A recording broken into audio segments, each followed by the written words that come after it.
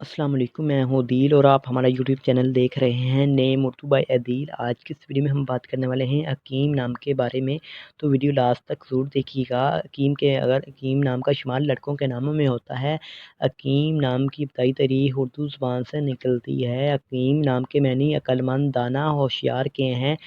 Akeem नाम का मज़ाहिब मुस्लिम है। अकीम का लकी नंबर 5 माना जाता है। अकीम के अगर हामी नंबर्स की बात करें तो 2, 7 और 9 शामिल है। अकीम का बेहतरीन वक़्त 7 AM से लेकर 9 AM तक माना जाता है। अकीम नाम के मौफ़िक दिन के लोगों के मौफ़िक दिन की बात करें तो मंगल और जुमेरात शामिल होता है।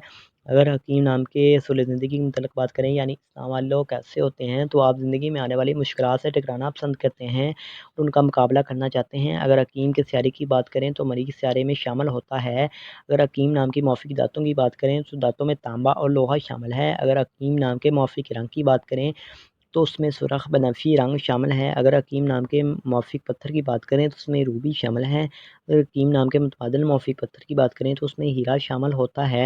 हकीम नाम का सही लकी नंबर मालूम करवाने के लिए कमेंट बॉक्स में डेट ऑफ़ बर्थ ज़रूर बताएँ और ऐसे वीडियो देखने के लिए लाइक और चैनल को सब्सक्राइब कर लें और साथ वाले घंटी वाले बटन पर ज़रूर क्लिक करें। Thanks for watching this.